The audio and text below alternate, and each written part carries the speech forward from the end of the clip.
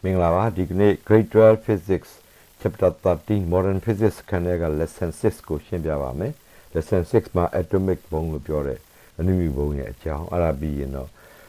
ဒီထဲ environmental impacts of nuclear energy nuclear စွမ်းအင်ရဲ့သဘာဝပတ်ဝန်းကျင်ကိုတက်ရောက်မှုများအကြောင်းပြီးရင်တော့ဒီဘိုင်းနဲ့ဆိုင်တဲ့ review exercise တွေကိုရှင်းပြသွားမှာဖြစ်ပါတယ်ဒါကြောင့်ပထမဦးဆုံး atomic ဘုံလို့ပြောတဲ့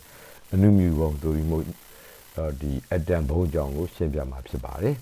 In an atomic bomb an uncontrolled chain reaction takes place so that an extremely large amount of energy is released in a short interval of time ဒီ atom ဘုံတို့ဒီမို့အနုမြူဘုံတစ်ခုမှာသူက uncontrolled chain reaction လို့ပြောတဲ့ထိန်းချုပ်မှုမရှိတဲ့ကွင်းဆက် nuclear ကွဲခြင်းကိုဖြစ်စေသောကြောင့်သူက extremely large amount of energy လို့ပြောတဲ့အလွန်ကြီးမားများပြားတဲ့စွမ်းအင်တွေဟာသူကအလွန်တိုးတောင်းတဲ့အချိန်အတွင်းမှာပဲထွက်ပေါ်လာတာဖြစ်ပါတယ်။အဲ့တော့ဒါလေးကကမ္ဘာရဲ့ပထမအဦးဆုံးဟီရိုရှီမာမှာကျဲချလိုက်တဲ့ဒီ atom bomb ဖြစ်ပါတယ်။အဲ့တော့ in the first atomic bomb shown in figure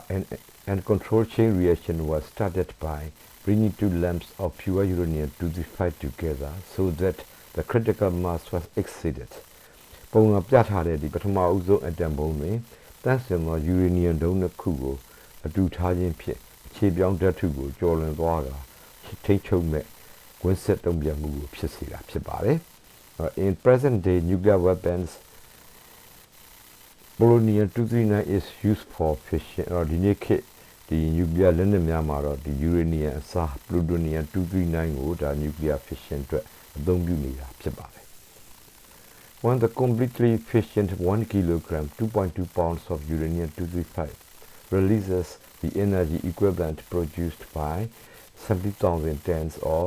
70 kilotons of trinitrotoluene TNT အဲ့တော့ဒါကဘာပြောလဲဆိုရင် uranium-235 1 kilogram သူက 2.2 pound ရှိတာပေါ့နော်အဲ့တော့သူအဲ့ဒီကောင်တွေကဒီအကုန်လုံးပဲဒါ nuclear fission ဖြစ်သွားမယ်ဆိုရင်ဒါရန်ဘလူး7 kiloton ပေါက်ကွဲမှုနဲ့ညီမျှတဲ့အလွန်ကြီးမားတဲ့စွမ်းအင်ကိုထုတ်လွှတ်နိုင်တာဖြစ်ပါတယ် The detonations of an atomic bomb releases enormous amount of thermal energy or heat achieving temperature of several million degrees Celsius atom bomb တစ်လုံးဒါ detonate ဖြစ်သွားမယ်ပေါက်ကွဲသွားမယ်ဆိုရင်တော့ဒါအလွန်များတဲ့အပူစွမ်းကိုထွက်လာတဲ့အတွက်ကြောင့်သူ့ရဲ့အပူချိန်ဟာ centigrade နဲ့သန်းပေါင်းများစွာအထိရောက်ရှိသွားနိုင်တယ်လို့ပြောတာပါ This thermal energy creates a large fireball,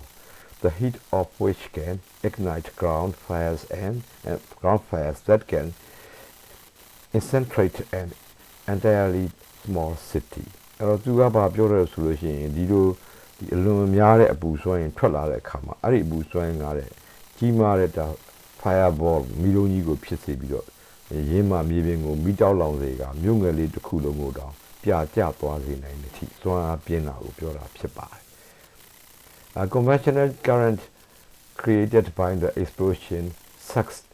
dust and other ground materials up to the fireball, creating a characteristic mushroom-shaped cloud of an atomic explosion as shown in figure. အဲ့တော့ဒီလို atom ဘုံပေါက်ကွဲတဲ့အခါမှာနော်အဲ့တော့ဖြစ်ပေါ်လာတဲ့ဒီ conventional current အပူစီးကြောင်းတွေကဘာလုပ်လဲလဲဆိုသူ့ဘဝဉ္ဇဉ်မှာရှိတဲ့ဒီဖုံမုံတွေနောက်တစ်ခါဒီဘုံမှာရှိတဲ့အရာဝတ္ထုတွေကိုသူကဒီမီးလုံးကြီးထဲကိုဆွဲသွင်းလိုက်ပြီးတော့နောက်သူကအခုပုံမှာပြထားတဲ့အတိုင်းမှုံဝင်းပုံတဲ့သူကဒီပေါက်ကွဲမှုကိုဖြစ်စေတာလို့ပြောတာဖြစ်ပါတယ်အဲ့တော့ပေါက်ကွဲမှုကြောင့်ဖြစ်ပေါ်လာသောအပူစီးကြောင်းသည်အမုံများနဲ့အခြားမြေပြင်ပေါ်ရှိအရာအလုံးကိုမီးလုံးကြီးအတွင်းသို့စုပ်ယူကာပုံတွင်ပြထားပြီးအတိုင်းမှုံဝင်းတဲ့တိမ်တက်ကြီးကိုဖြစ်လာစေသည် The detonation also immediately produces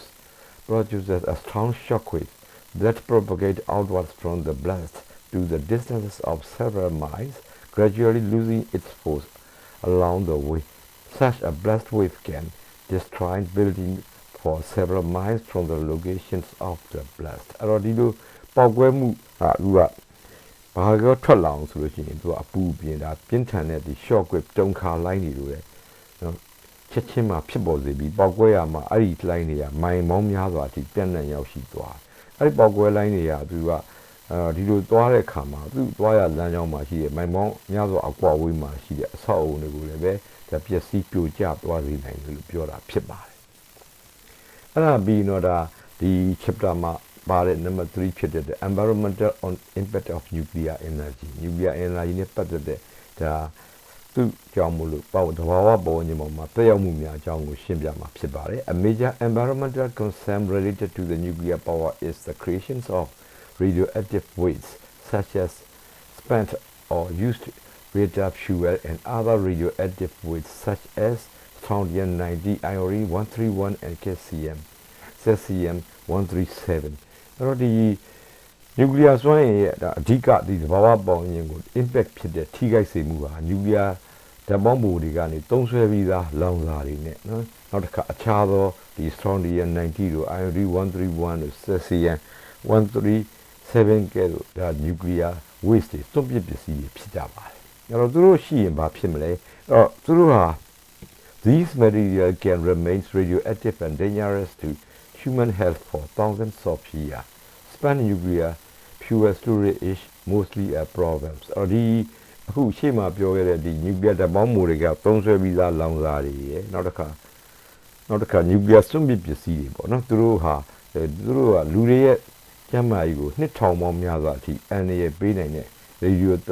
တိကျတဲ့ပစ္စည်းတွေပါဝင်ကြန့်ရှိနေနေတာဖြစ်ပါတယ်အဲ့တော့သူတို့ရဲ့ half life က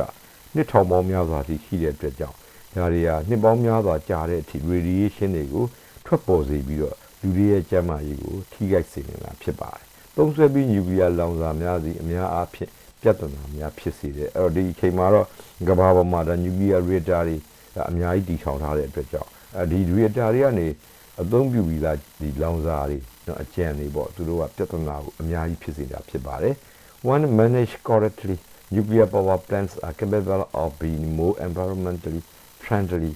than other traditional energy generation option အဲ့ဒါပေမဲ့လည်းဒီ nuclear စွမ်းအင်ကိုအသုံးပြုတဲ့အခါမှာသူကဒီ nuclear ဓာတ်ပေးစက်ရုံတွေကအဲ့တော့သူတို့ကိုသေသေးချာချာ manage လုပ်မယ်ပေါ့နော်အဲ့တော့သူကိုသေသေးချာထိန်းချုပ်ထားမယ်ကောင်းကောင်းမွန်မွန်မှန်မှန်ကန်ကန်ထိန်းချုပ်ထားမယ်ဆိုရင်တော့တခြားဒီသုံးစဉ်ဖြစ်တဲ့ဒီ energy နဲ့ source တွေကိုသုံးပြီးတော့ဒီ energy ကိုထုတ်လုပ်တဲ့ဟာနဲ့စာရင်တော့ဒီ nuclear power plant တွေကအများကြီးပဲပို့ပြီးတော့သဘာဝပတ်ဝန်းကျင်နဲ့လိုက်ရောညီထွေရှိတယ်လို့ပြောတာပါ nuclear ဓာတ်အားပေးစက်ရုံများသည်မှန်ကန်စွာထိန်းချုပ်ဆောင်ရွက်နိုင်မှာကအခြားသောသမီးရိုးကြစွမ်းရင်ထုတ်လုပ်မှုများထက်သဘာဝပတ်ဝန်းကျင်နဲ့ကိုက်ညီမှုရှိတယ်။အဲ့တော့ဒီကားကဘာကိုပြောလဲဆိုရင်တော့အဓိကကတော့သူ့ရဲ့ပြဿနာက spent fuels တွေပေါ့နော်။အဲ့ဒီကောင်တွေကိုသာသေချာထိန်းချုပ်မယ်နောက်တစ်ခါဒီ nuclear reactor ရဲ့ safety ကိုသေချာမှန်မှန်ကန်ကန်ဆောင်ရွက်မယ်ဆိုရင်တော့တခြားဒီကြောင်မီးသွေးကိုသုံးတာလို့စသဖြင့်ပေါ့နော်ဒီသမီးရိုးကြစွမ်းရင်ထုတ်လုပ်မှုတွေထက်စာရင်တော့သူကသဘာဝပတ်ဝန်းကျင်ကိုထိခိုက်စေမှုနည်းတယ်လို့ပြောတာဖြစ်ပါတယ်။ The greenhouse gas emissions from nuclear fission power are much smaller than those associated with coal, oil, and gas, and the routine health risks are much smaller than those associated with coal. အဲ့တော့ဒီ nuclear fission ကနေစွမ်းအင်ထုတ်လုပ်မှုဟာကြောင်မီးသွေးတို့ရေနံတို့သဘာဝဓာတ်ငွေတို့နော်အဲ့ဒီကနေပြီးတော့စွမ်းအင်ထုတ်လုပ်မှုထက်ဒီ greenhouse gas လို့ခေါ်တဲ့ဖန်လောင်ရင်ဓာတ်ငွေထွက်ပေါ်မှုများစွာလျော့နေပြီးတော့ဒါကျန်းမာရေးအတွက်အန္တရာယ်ဖြစ်စေမှုကလည်းဒီကြောင်မီးသွေးကိုလို့ပြောတယ်ကြောင်မီးသွေးကိုအသုံးပြုမှုထက်များစွာနေပါတယ် However there is a catastrophic risk potential if containment fails which in nuclear reactor can brought about by overheated fuel melting and releasing large quantities of fission products into the environment. The potential risk could wipe out the benefits. ဒါပေမဲ့လည်းတကယ်လို့သာ nuclear စက်ရုံတွေမှာဒီလောင်စာတွေကအပူလွန်ခဲ့ပြီးတော့เนาะသူတို့ရဲ့ဒီ containment တွေအဲ့တော့ဒီကောင်တွေကအရေးပြောကျသွားမယ်ဆိုရင်ဒီပတ်ဝန်းကျင်ကိုဒီ radioactive ပစ္စည်းတွေကဒါအထင်းချုပ်မဲ့ထွက်လာမယ်ဆိုရင်သူကကပ်ဘေးတစ်ခုကဲဆိုအနေဖြစ်လာနိုင်ပြီးတော့ဒီ nuclear ဒီဂျပန်မို့เนาะအသုံးပြုပြီးရရှိတဲ့အကျိုးမြတ်တွေပါအကုန်လုံးဆုံးရှုံးသွားနိုင်တယ်လို့ပြောတာဖြစ်ပါတယ်။အဲ့တော့ဒါနဲ့ပတ်သက်ပြီးတော့ဒါရှေ့မှာကမ္ဘာမှာဖြစ်ပေါ်ခဲ့တဲ့เนาะ nuclear ကပ်ဘေးကြီးတွေရှိပါတယ်เนาะအဲ့တော့ပထမဦးဆုံးဒါ the they when bought not Topian Genia, Tare Hagaro, the 3 Mile Islands, America, but not a Tongoa, Konaseku, Nika, Picare, Madota Samu, Pipa.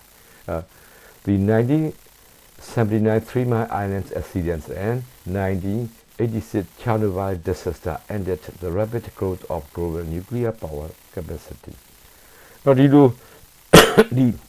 Tongoa Konaseku, 3 Mile Mapita, 3 Mile Island Mapita, not Chernobyl, but not Dugaro. Tongo just choma pit. A dimeter to sa Pimuji Jamlu, Dagawa, do a nuclear, the power, a don't build it, no?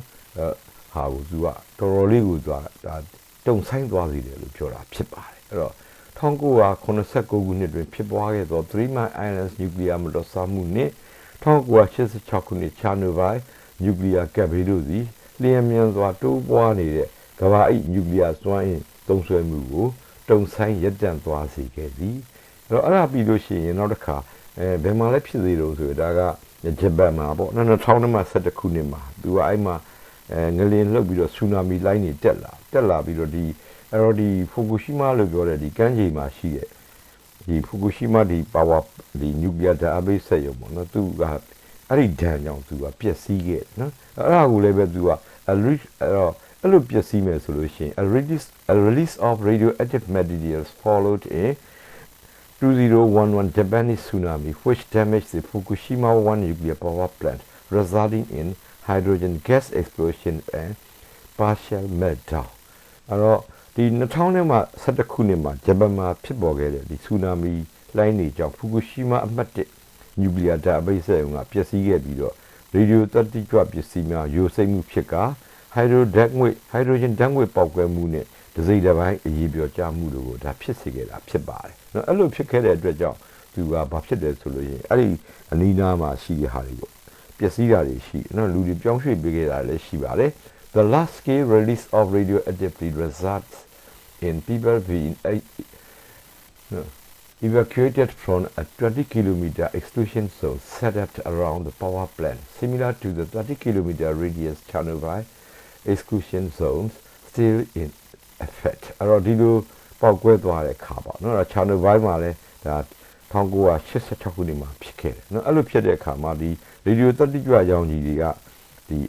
အများအပြားဒီ environment ပေါ့အပြင်ကိုထွက်လာပြီးတော့နော်ဆက်ရုံကနေပြီးတော့ဒါဂျပန်မှာပေါ့နော်ကီလိုမီတာ20အကွာအတွင်းမှာရှိတဲ့လူတွေကပြောင်းရွှေ့ခဲ့ရတယ်နော်တို့အဲ့ဒီအတိုင်းပဲဒါChernobylမှာတော့ဒါကီလိုမီတာ30အထိနော်ထိုနည်းတူပင် Chernobyl ဆက်ရုံမှာကီလိုမီတာ30အတွင်းလူများကိုလည်းယနေ့တိုင်ပြောင်းရွှေ့ထားရစေဖြစ်တယ်အဲ့တော့ဒါတွေဟာဒီ nuclear energy ကနေသဘာဝပတ်ဝန်းကျင်ကိုထိခိုက်စေတဲ့ impact တွေပဲဖြစ်ပါတယ်နော်သူတို့ပြီးပြီဆိုတော့ဒီဘိုင်းနဲ့သက်ဆိုင်တဲ့ review exercise လေးတွေကိုရှင်းပြသွားမှာဖြစ်ပါတယ်what device is a nuclear reactor give a brief description of the essential component of a nuclear reactor အခုမိကုန်းကမေးထားတာက nuclear reactor ဆိုတာဘာလဲလို့မေးတာပေါ့နော်အဲ့ဒါပြီးရင်တော့ဒီ nuclear reactor တွေမှာပါတဲ့မရှိမဖြစ် essential components နော်အဲ့ဒီအကြောင်းကိုလည်းပဲသူကအနေငယ်လေးရေးပြပေးပါလို့ပြောတာဖြစ်ပါတယ်အဲ့ဒါကြောင့်မို့လို့ပထမဆုံးမိကုန်းအတွက် nuclear reactor is a device in which a fission chain reaction can be initiated maintained and controlled ဒါက nuclear reactor ရဲ့အဓိပ္ပာယ်ပဲဖြစ်ပါတယ်နော်သူဟာဒီ nuclear reactor ဆိုတာသူ့ထဲမှာသူကဒီ fission chain reaction တခုအရင်ဆုံးအစပြိုးလိုက်တယ်ပြီးရင်အဲ့ဒီကောင်ကိုသူကထိန်းချုပ်ပြီးတော့နော်အဲ့တော့သူ့ကို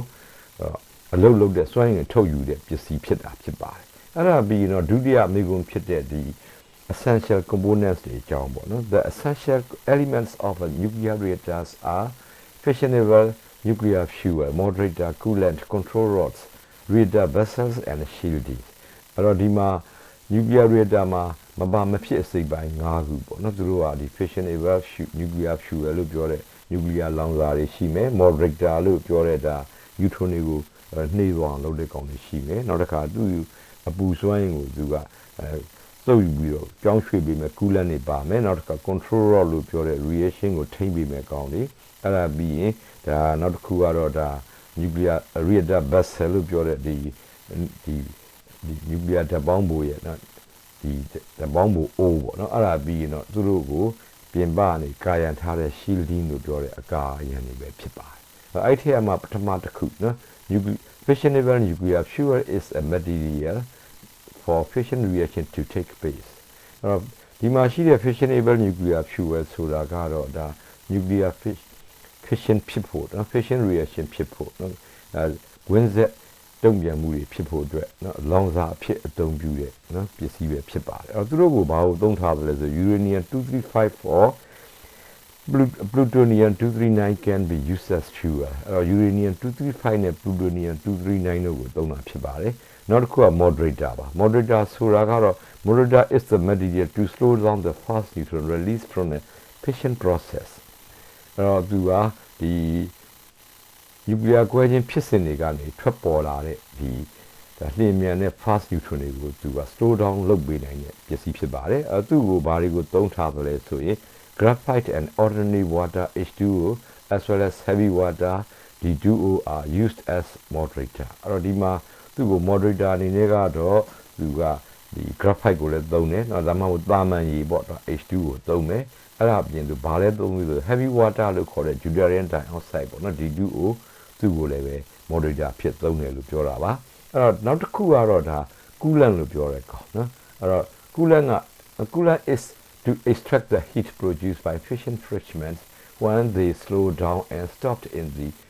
reactor material. Water and carbon dioxide CO2 gas are used as coolants. အဲ့တော့သူ့ကိုသုံးတာကတော့ရေကိုလည်းသုံးတယ် carbon dioxide ကိုလည်းဒါဒီအပူကိုထုတ်ဖို့အတွက် to extract the heat produced by fission ပေါ့နော်အဲ့တော့အဲ့ဒီကနေထုတ်ယူဖို့အတွက်သုံးတာဖြစ်ပါတယ်နောက်တစ်ခုကတော့ reactor vessels လို့ပြောတဲ့ကောင်နော်အဲ့တော့ဒီက nuclear reactor ရဲ့ O ပေါ့နော်A nuclear vessel is to contain the reactor core, moderator, coolants and control rods. ဒီထဲမှာဘာတွေပါမလို့ဆိုလို့ရှိရင်သူကreactor core အဲ့မှာတော့ဒါ fuel ရှိမှာပေါ့နော်ပြီးရင် moderator ရှိမယ် coolant ပြီးရင် control rod ဒါတွေပါပါတယ်နော် It is a pressurized steel vessel as shown in the figure သူကတော့ရှေ့မှာပုံမှာပြခဲ့တဲ့အတိုင်းသူကဖိအားပေးထားတဲ့ဒါသံမဏိအိုးတစ်ခုပဲဖြစ်ပါတယ်နောက်တစ်ခုကတော့ shielding နော် shielding or containment structure is a protective barrier usually a dense material သူကတော့အကာအကွယ်ပစ္စည်းပဲဖြစ်ပါတယ်သူကတော့ဘာနဲ့သုံးပြီးတော့ဆောက်ထားလေးရှိလို့ဆိုရင်သိပြီးတဲ့ပစ္စည်းတွေကိုသုံးပြီးဆောက်ထားဖြစ်ပါတယ် It reduces the passage of radiation from radioactive material by absorbing them သူကဘာလုပ်ထားလဲဆိုလို့ရှိရင်ဒီ nuclear reactor ထဲမှာfuel ဖြစ်သုံးတဲ့အခါမှာသူက fission ဖြစ်ပြီးတော့ဖြစ်လာတဲ့ radioactive material တွေထွက်လာတဲ့ဒီ radiation တွေပေါ့အဲ့တော့အထူးသဖြင့်တော့အဓိကတော့ gamma ပေါ့နော်အဲ့တော့သူ့ကိုအပြင်ကိုထွက်မလာအောင် reduce လုပ်ပေးတဲ့ကောင်သူတို့ကို absorb လုပ်ပြီးအကာအကွယ်ပဲဖြစ်ပါတယ်အဲ့ဒါပြီးတော့ဒီဘိုင်းနဲ့သက်ဆိုင်တဲ့ keywords တွေနော်သူတို့ကတော့ဘာတွေလဲဆိုရင် nuclear reaction ရှိမယ် nuclear fission ရှိမယ် chain reaction ရှိမယ်nuclear reactor ရှိမယ်အဲ့ဒါပြီးရင်တော့ radioactive waste တွေနဲ့ environmental impacts of nuclear energy လို့ပဲဖြစ်ပါတယ်အဲ့တော့ဒီကနေ့သင်ခန်းစာလေးကိုဒီလောက်နဲ့ပဲရန်နာထားပါမယ်အားလုံးပဲကျမ်းမှချမ်းသာကြပါစေ